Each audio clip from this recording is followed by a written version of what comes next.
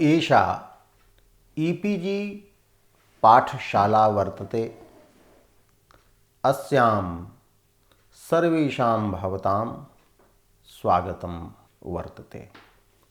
अहं रामकुमार शर्मा राष्ट्रीय संस्कृत संस्थानस्य जयपुर परिसरस्य साहित्य विभागे साहित्यस्य आचार्यः। स्वागतं भवताम्। इदानीं साहित्यदर्पणस्य प्रथमपरिच्छेदस्य तृतीयः पाठः समारभ्यते। पाठ्यांशः अत्र अस्ति वामनानन्दवर्धनादिमतस्य खण्डनम्। विश्वनाथेन अस्मिन् प्रसंगे वामनस्य मतम्, आनन्दवर्धनस्य मतम्, कुन्तकस्य मतम्, भोजराजस्य मतं च खण्डितं। काव्यविषयकाः ये अत्र सिद्धान्ताः तेषाम् आसन् तत्र ते सर्वे सिद्धान्ताः कटाक्षिताः विश्वनाथेन। तत्र क्रमेण चलामः। वामनमतस्य खण्डनं। वामनः अलङ्कारशास्त्रे रीतिप्रस्थानस्य प्रवर्तकः आचार्यः। अस्य ग्रन्थः वर्तते काव्यालङ्कारसूत्रम्। अस्मिन् ग्रन्थे वामनेन कथितं रीतिरात्मा काव्यस्य। काव्यस्य आत्मा रीतिः अस्ति। वैदर्भी, गौडी, पाञ्चाली नामिकासु तिसृषु रीतिषु काव्यं तथैव समाहितं वर्तते यथा रेखासु चित्रं भवति। रीतिः काव्यस्य आत्मा कथिता। इदं मतं विश्वनाथेन निराक्रियते। विश्वनाथः वदति रीतिः कथं काव्यस्य आत्मा भवितुम् अर्हति। काव्यस्य शरीरं वर्तते शब्दार्थौ। काव्यस्य शब्दार्थौ शरीरं।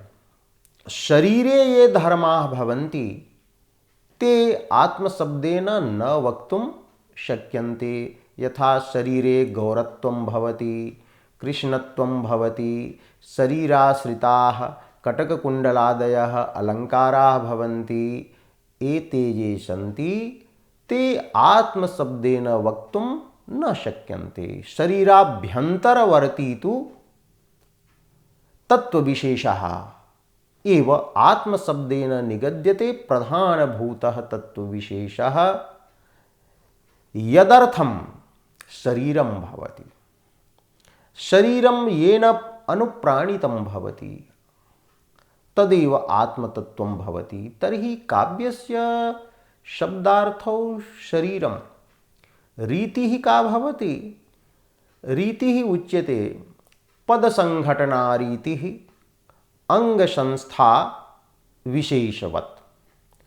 पदानां संघटना, सुप्तिङन्तपदानां संघटना संश्लेष विशेषः, संयोग विशेषः यः अस्ति स एव रीतिपदेन वामनेनापि स्वीकृतः।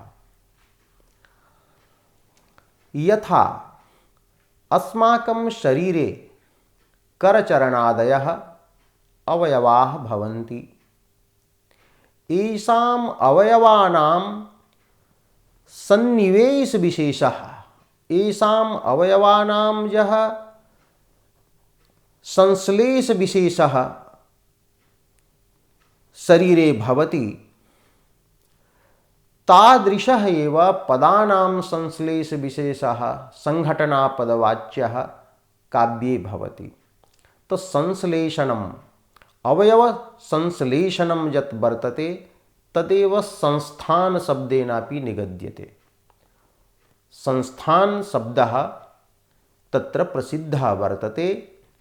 तो अवयवानां संस्थान विशेषः यथा संश्लेष विशेषः यथा शरीरे भवति तथा पदानां संश्लेष विशेषः शब्दे भवति। एवं काव्यस्य शब्दरूपं यत् शरीरं वर्तते, शब्दार्थो शरीरं, तत्र शरीरघटकः यः अस्ति शब्दः अर्थात् वाक्यं, शब्देन वाक्यं ग्राह्यं, यतो हि पदसङ्घटनारीतिः। तो पदानां संघटना तो वाक्ये एव भवितुम् अर्हति। तो वाक्यरूपः यः शब्दः अस्ति स काव्यस्य शरीरस्य एकदेशभूतः। तेन शब्दरूपेण शरीरेण सम्बद्धा पदसङ्घटनारूपाया रीतिः वर्तते। असौ काव्यस्य आत्मा कथं भवितुम् अर्हति? अतः विश्वनाथेन वामनस्य रीतिरात्मा काव्यस्य इति मतं खण्डितं। वामनमतं साहित्यदर्पणे एवम् उपस्थापितम्। एषा वर्तते पंक्तिः। यत्तु वामनेन उक्तं रीतिरात्मा काव्यस्य इति तन्न रीतेः संघटनाविशेषत्वात् संघटनायाश्च अवयवसंस्थानरूपत्वात् आत्मनश्च तद्भिन्नत्वात्। आत्मा यथा शरीरे करचरणादीनाम् अवयवानां संयोग विशेषाद् भिन्नः भवति तथैव काव्येपि कश्चन अन्यः एव तत्त्वविशेषः आत्मत्वेन स्वीकर्तव्यः। एवं वामनस्य मतं विश्वनाथेन कटाक्षितम्। अतः परम् आनन्दवर्धनस्य मतं निराकृतं विश्वनाथेन, ग्रहिलेन विश्वनाथेन आनन्दवर्धनस्य मतम् अपि समालोचितम्। भवन्तः विदन्ति आनन्दवर्धनाचार्यः अलङ्कारशास्त्रे ध्वनिप्रस्थानस्य प्रवर्तकः। तेन ध्वन्यालोकनामा चतुरुद्योतात्मकः ग्रन्थः प्रणीतः। तत्र काव्यस्य आत्मतत्वरूपेण ध्वनिः अर्थात् व्यङ्ग्यार्थः प्रतीयमानार्थः उक्तः। आनन्दवर्धनेन कथितं काव्यस्यात्मा ध्वनिः। काव्यस्य गुणालङ्कारदोषाभावविशिष्टस्य शब्दार्थयुगलस्य काव्यस्य आत्मा ध्वनिः अस्ति, व्यङ्ग्यार्थः वर्तते। यदि व्यङ्ग्यार्थः नास्ति तर्हि तत् काव्यं नास्ति, मृतम् अस्ति, आत्मरहितं वर्तते। तो काव्यस्यात्मा ध्वनिः इति आनन्दवर्धनेन कथितम्। व्यङ्ग्यार्थः त्रिधा भवति: वस्तुरूपः, अलङ्काररूपः, रसादिरूपश्च।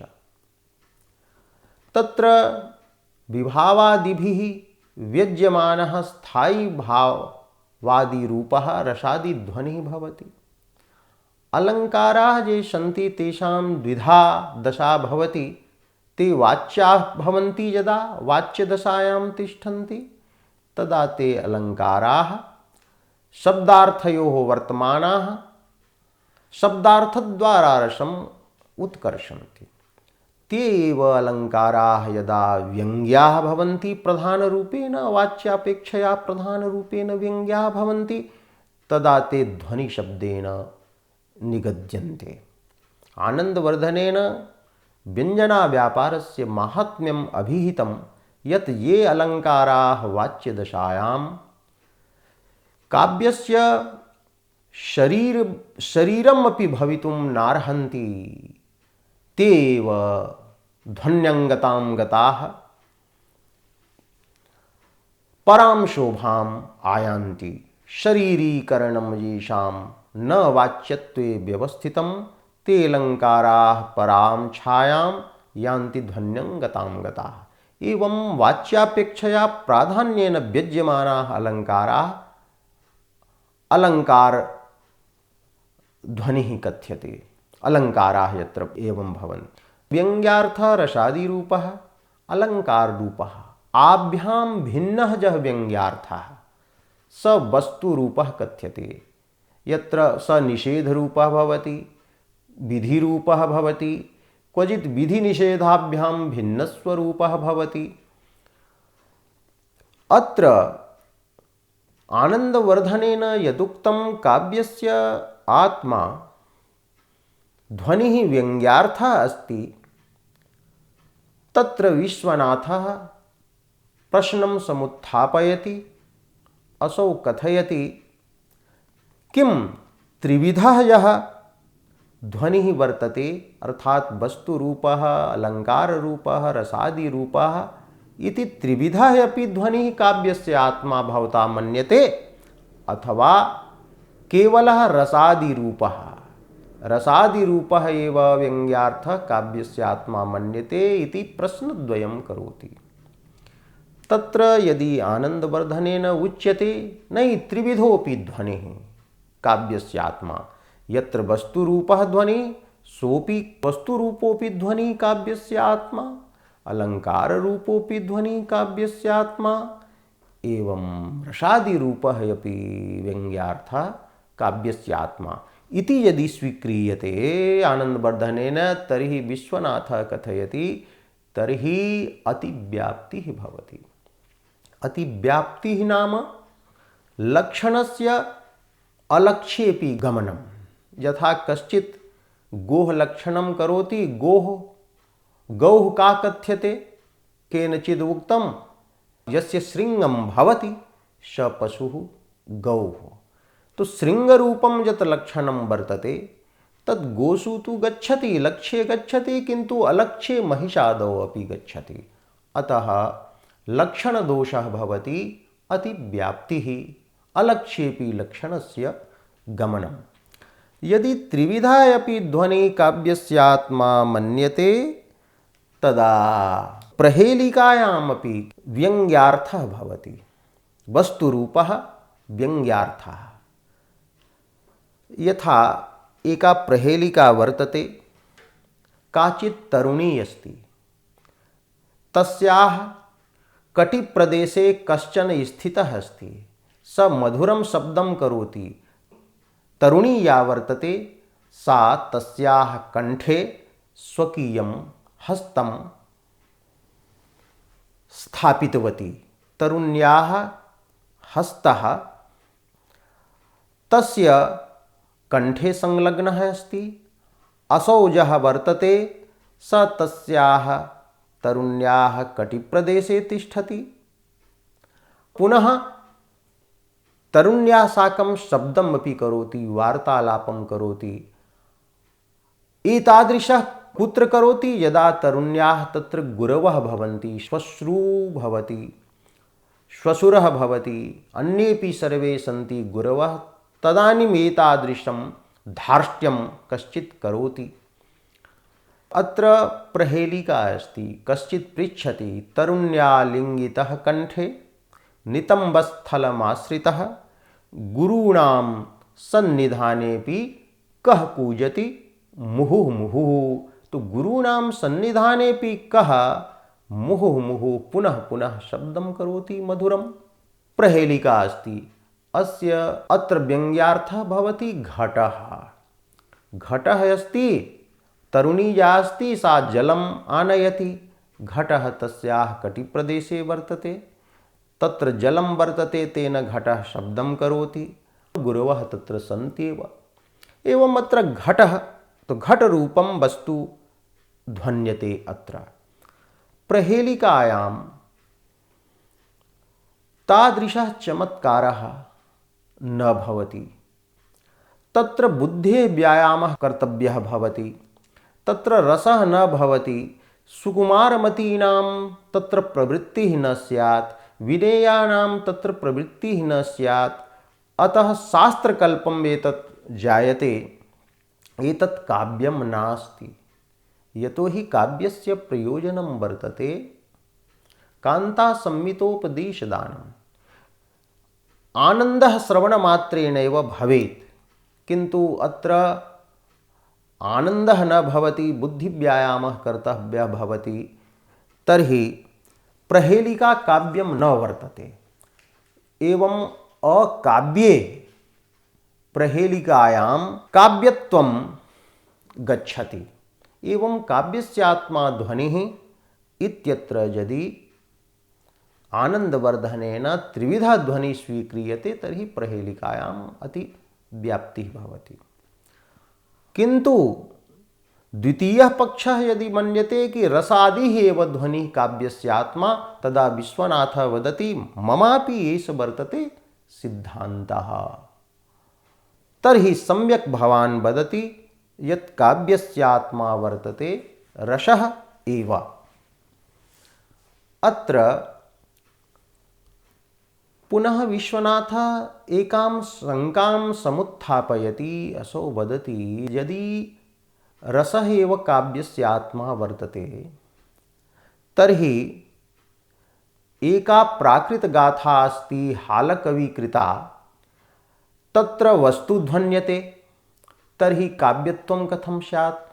सा गाथा वर्तते, तां गाथाम् उद्धरति विश्वनाथः। अत्तायत्थ निमज्जै इति प्राकृतभाषा वर्तते। अस्याः संस्कृतच्छाया अस्ति श्वश्रुरत्र निमज्जति अत्राहं दिवसकं प्रलोकय मा पथिक रात्र्यन्ध शय्यायां मम निमङ्क्षसि। अत्र कश्चित् पान्थः काञ्चित् तरुणीं रात्रौ निवासं याचते। सायंकालः आगतः अस्ति, रात्रिं यावत् मया अत्र स्थातव्यं, भवती यत्र वासं ददातु, निवासं ददातु। तदनन्तरं तरुणी तं पान्थं समुत्तरति, उत्तरं प्रयच्छति, कथयति भवते वासस्तु दास्यते, किन्तु भवान् रात्रौ न पश्यति। मन्ये रात्रौ त्वम् अन्धः तिमिररोगेण त्वं ग्रस्तः असि। अतः दिने एव शिष्टे दिने एव त्वां दर्शयामि, त्वं पश्य। अत्र अस्मिन् स्थाने मम श्वश्रुः निमज्जति। मम श्वश्रुः पत्युः या माता वर्तते सा वृद्धा जरत्तरा अस्ति, सा निमज्जति, निद्रा निमग्ना भवति। अत्र अस्मिन् स्थाने च अहं निमज्जामि, निद्रामग्ना अहम् अत्र भवामि इति दिवसकम् अस्मिन् दिवसे एव प्रलोकय। तो हे रात्र्यन्ध, रात्रौ अंध, रात्रौ दर्शन शक्ति विकल, पथिक आवयोः शय्यायां न निमङ्क्षसि। यतो हि दिने एव द्रष्टव्यम्, अतः यदि दिने एव भवता द्रष्टव्यं तदा एवं स्यात् यत् अस्माक आवयोः शय्यायां तव पतनं न भवेत्। तो अत्र अहम्, अत्र श्वश्रुः, तत्र तव भविष्यति स्थानम्। एषा वाच्यार्थः वर्तते। किन्तु तरुण्याः वक्त्र्याः नायिकायाः वैशिष्ट्येन अत्र व्यङ्ग्यार्थः प्रतीयते यत् अत्र अहं स्वपिमि, ममैव पार्श्वे त्वं रात्रौ उपभोगार्थं समागच्छ इति दिवसकं कुत्सितं दिवसं पश्य। अत्र कन् प्रत्ययः कुत्सायां व्यङ्ग्यपक्षे। तो दिवसकं पश्य कुत्सितं दिवसं अहमपि कथंचित् यापयामि, त्वमपि तथा कुरु, तो ममैव शय्यायाम आगच्छ इति व्यंग्यार्थः। तो निषेधः अस्ति यत्र वाच्यार्थः न पतिष्यति शय्यायाम न आगच्छ, व्यंग्यार्थः वर्तते शय्यायाम आगच्छ। शय्यायाम आगमन विधि रूपः यः व्यंग्यार्थः अस्ति स वस्तुरूपः अस्ति। तेन चमत्कारः अत्र अनुभूयते।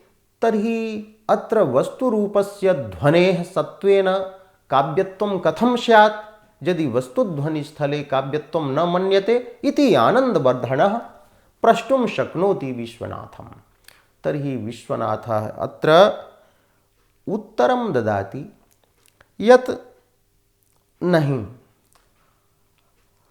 अत्र वस्तुध्वनिना काव्यत्वं व्यवस्थापयितुं न शक्यते, अपितु अत्र पर्यन्ते रसाभासः व्यज्यते। अत्र तरुण्याः नायिकायाः पान्थं प्रति रतिः अभिव्यज्यते।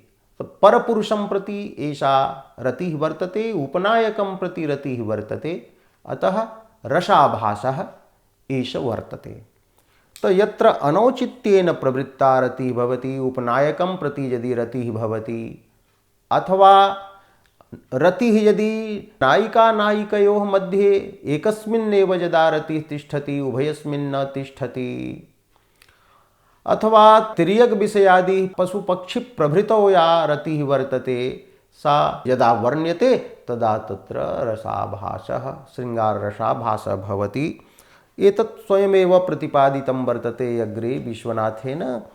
उपनायक संस्थायां मुनि गुरुपत्नीगतायां च बहुनायक विषयायां रतौ तथानुभय निष्ठायां प्रतिनायक निष्ठत्वे तद्वदधम पात्रतिर्यगादिगते श्रृंगारे नौचित्यम्। एवं विश्वनाथेन अत्र प्रतिपादितं काव्यत्वम् अत्र अस्ति, किन्तु वस्तुध्वनिना नास्ति, अपितु रसाभासवत् एव अत्र वर्तते काव्यत्वम्। पुनः अग्रे एका शंका समुत्थापिता यत् ये प्रबन्धाः भवन्ति, प्रबन्धात्मकं यत् काव्यं भवति तत्र कानिचन पद्यानि नीरसानि भवन्ति। तर्हि नीरसेषु पद्येषु काव्यत्वं कथं सिद्ध्येत्, यतोहि तत्र सरसत्वं नास्ति। सरसत्वाभावे कथं काव्यत्वं स्यात्? तर्हि तेन समाहितं यत् प्रबन्धव्यापी यः अंगीरसः भवति तेनैव प्रबन्धान्तर्गतानां नीरसानां पदानां सरसत्वम् अंगीक्रियते, अतः तेषामपि काव्यत्वं भवति। यथा एकस्मिन्नेव पद्ये कानिचन पदानि नीरसानि भवन्ति, किन्तु पद्यरसेनैव तानि पदानि सरसानि मन्यन्ते, तथैव प्रबन्धान्तर्गतानि नीरसानि पदानि प्रबन्धरसेनैव सरसानि स्वीक्रियन्ते इति विश्वनाथेन तत्र समाहितम्। एवं त्रिषु ध्वनिषु रसादिरूपः एव ध्वनिः यः वर्तते स एव काव्यस्य आत्मा स्वीकर्तव्यः। तो रसस्यैव काव्यात्मत्वे अनेकानि प्रमाणानि विश्वनाथः समुद्धरति।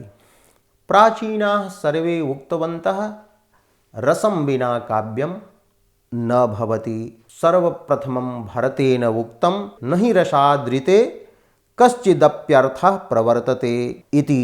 एवं रसं विना विनेयानां राजकुमारादीनां प्रवृत्तिः काव्ये न भवति। गुडजिह्विका न्यायेन ते अत्र सुकुमारमतयः प्रवर्त्यन्ते।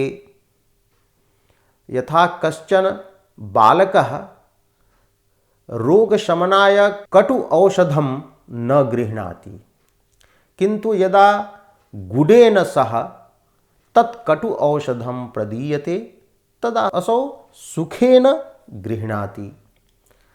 तथैव काव्यं सरसं सत् प्रवृत्तेः निवृत्तेश्च उपदेशं ददाति रामादिवत् प्रवर्तितव्यं न रावणादिवत् इति उक्तं वर्तते। स्वादुकाव्यरसोन्मिश्र वाक्यार्थम् उपभुञ्जते प्रथमा लीढमधवः पिबन्ति कटु भीषजम्। अग्निपुराणेऽपि प्रतिपादितं वाग्वैदग्ध्यप्रधानेऽपि रस एवात्र जीवितं। रसः एव तत्र जीवितं भवति काव्ये। यद्यपि शब्दार्थयोः वैचित्र्यं तत्र भवति। पुनः विश्वनाथेन प्रतिपाद्यते यत् व्यक्तिविवेककारेणापि कथितं काव्यस्यात्मनि संगिनी रसादिरूपे न कस्यचित् विमतिः। एषा पंक्तिः साहित्यदर्पणे लभ्यते। अत्र पाठभेदाः सन्ति। संगिनी इति पाठः लभ्यते तर्हि अर्थः भवति यत् संगः नित्यः अस्ति अस्मिन् इति संगिनी, अर्थात् काव्यस्य रसेन सह नित्यः संगः संबन्धः वर्तते। स एव आत्मा वर्तते। काव्यस्य आत्मनि आत्मरूपे संगिनी नित्यसंबद्धे रसादिरूपे कस्यचिदपि आचार्यस्य विमतिः विवादः नास्ति इति संगिनी पाठः।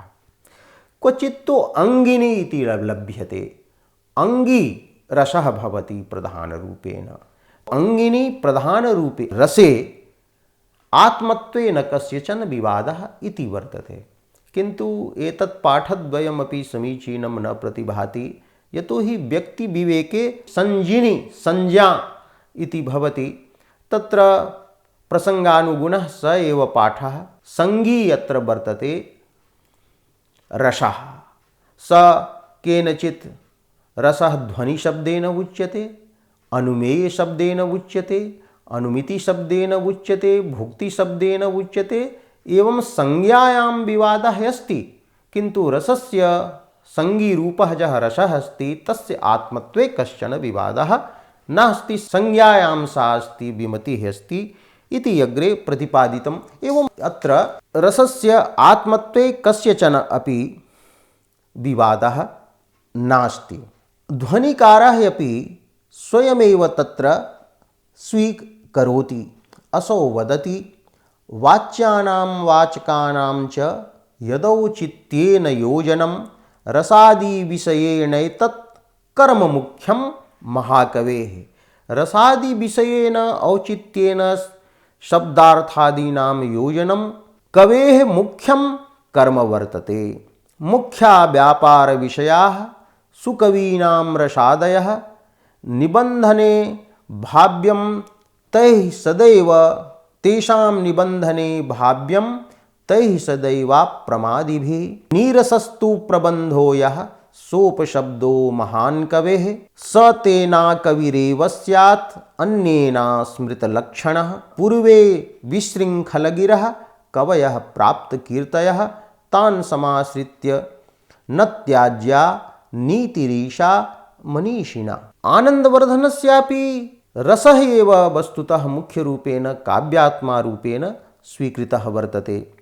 अतएव उक्तं कवेः कर्म रसाभिव्यञ्जनं वर्तते केवलम् इतिवृत्तस्य वर्णनेन, इतिहासस्य वर्णनेन कवित्वलाभो न भवति। इतिहासज्ञानं तु इतिहासग्रन्थादेव भवति।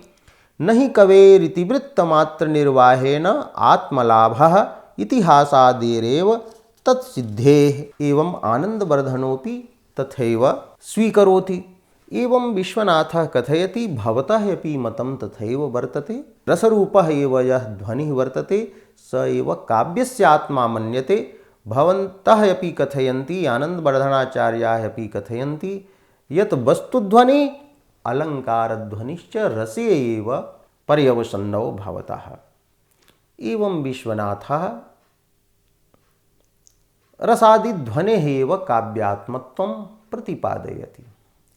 पुनः अग्रे गत्वा आनन्दवर्धनस्य मतं कटाक्षयति दुराग्रहेण यत् पूर्वं तु भवता उक्तं काव्यस्य आत्मा ध्वनिः अस्ति, व्यङ्ग्यार्थः अस्ति, किन्तु द्वितीयायां कारिकायाम् उक्तं यत् अर्थो यः सहृदयश्लाघ्यः काव्यात्मेति व्यवस्थितः वाच्यप्रतीयमानाख्यो तस्य भेदौ उभौ स्मृतौ। विश्वनाथः पृच्छति यत् पूर्वम् उक्तं काव्यस्य ध्वनिः व्यङ्ग्यार्थः आत्मा अस्ति, अग्रिमायां कारिकायाम् उच्यते कि यः सहृदयश्लाघ्यः अर्थः काव्यस्य आत्मा निश्चितः अस्ति, तस्य द्वौ भेदौ भवतः, एकः वाच्यरूपः भेदः, अपरश्च प्रतीयमानरूपः भेदः।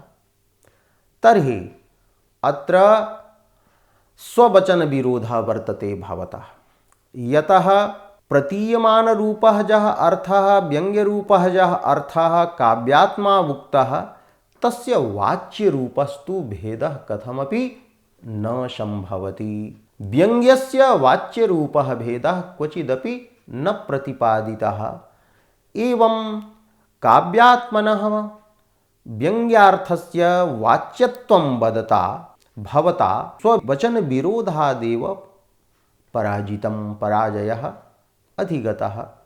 एवं आनन्दवर्धनस्य मतं विश्वनाथेन समालोचितं। वस्तुतः अत्र दुराग्रहः वर्तते। द्वितीया या कारिका वर्तते तत्र लोचनं द्रष्टुं शक्यते। ध्वन्यालोकलोचनं कीदृक् व्याख्यानं करोति। असौ कथयति यदा काव्यस्य शरीरम् इति शरीरशब्दस्य प्रयोगः क्रियते शब्दार्थौ शरीरं, तो शरीरशब्देन स्वयमेव जिज्ञासा भवति यत् यत्र केनचित् आत्मना भाव्यं तत्र शब्दभागः यः अस्ति स शब्दभागः आत्मा वक्तुं न शक्यते। शब्दभागः आत्मा वक्तुं न शक्यते, स्थूलः अस्ति।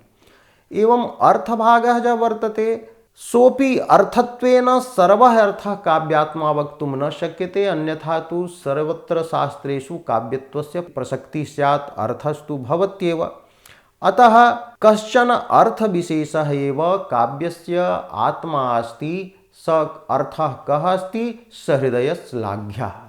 यम् अर्थं सहृदयाः श्लाघन्ते, यम् अर्थं ज्ञात्वा सहृदयाः आनन्दम् अनुभवन्ति, असौ सहृदयश्लाघ्यः अर्थः काव्यस्य आत्मा अस्ति इति पूर्वेषाम् आचार्याणां, ध्वन्यालोकतः पूर्वेषाम् आचार्याणां मतं भवितुम् अर्हति। तत्र सहृदयश्लाघ्यः यः अर्थः अस्ति तस्य द्वौ भेदौ अर्थात् द्वौ अंशौ भवतः। एकः वाच्यरूपः अंशः, एकः प्रतीयमानरूपः अंशः। तत्र वाच्यरूपः अंशः यः वर्तते स तु आत्मा न मन्यते, किन्तु प्रतीयमानरूपः एव अर्थः आत्मा मन्यते इति अग्रे कारिकायामपि प्रतिपादितं। तत्र वाच्यः प्रसिद्धो यः प्रकारैरुपमादिभिः इत्यादि प्रतीयमानम् एव काव्यात्मत्वेन प्रदर्शितम् एवं ध्वन्यालोकलोचने एवं व्याख्यातम्। इदमेव सिद्धान्तभूतं वस्तुतः वर्तते। यतः पूर्वम् आनन्दवर्धनेन काव्यस्यात्मा ध्वनि इति उक्तं, तस्य सम्बन्धः यत्र न करणीयः। इदानीं काव्यस्य आत्मा व्यङ्ग्यार्थः अस्ति इति आनन्दवर्धनेन व्यवस्था न कृता। अत्र व्यवस्थितः इति शब्देन प्रयुज्यते व्यवस्था संजाता अस्य इति व्यवस्थितः।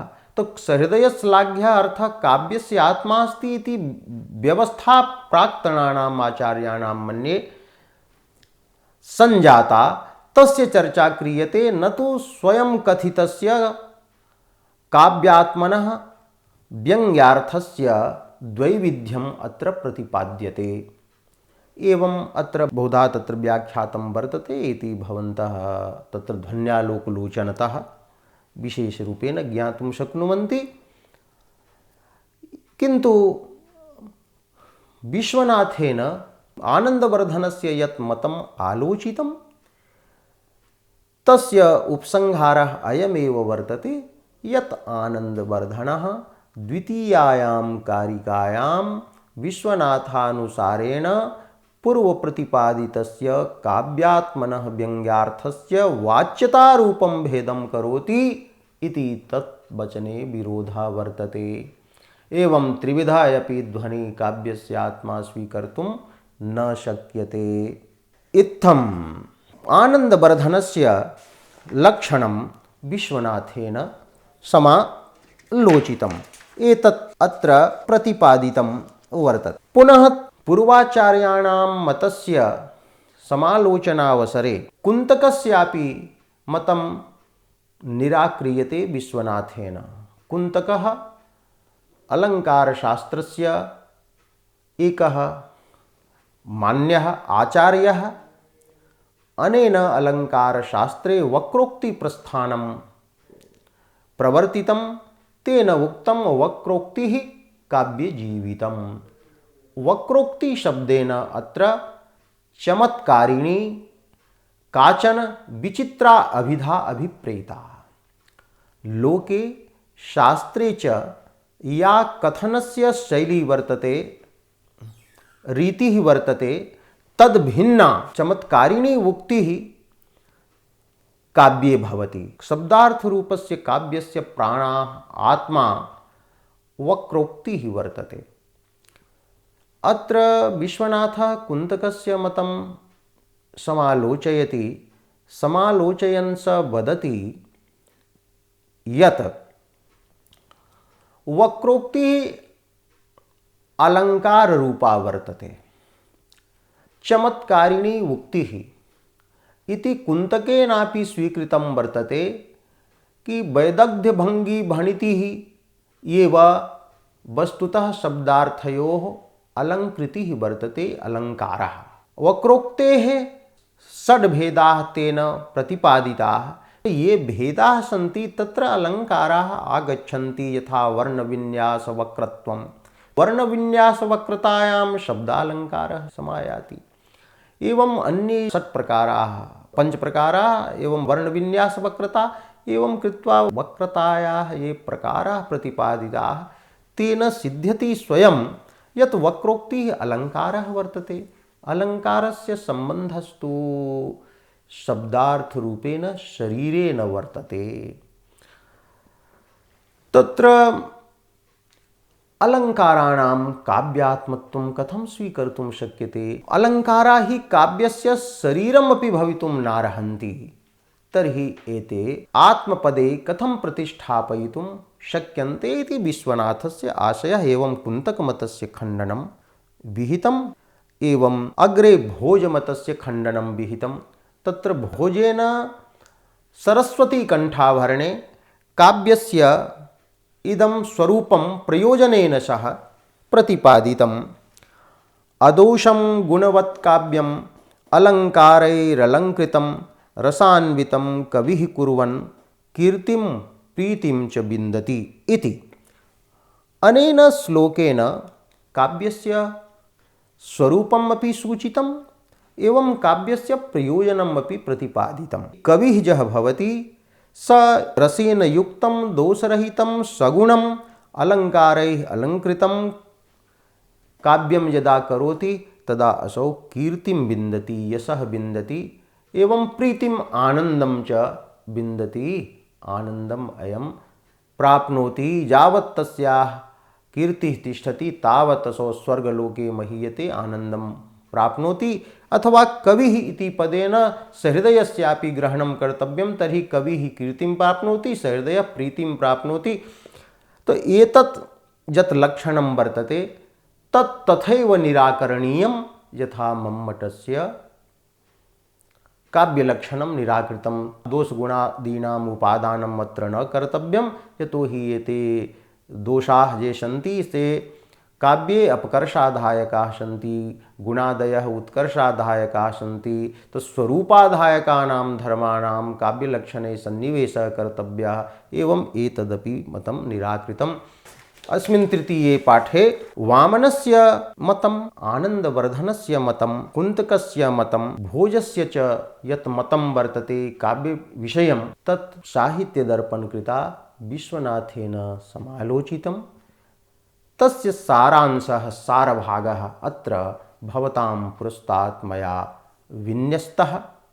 अयं पाठः पूर्णताम् एति।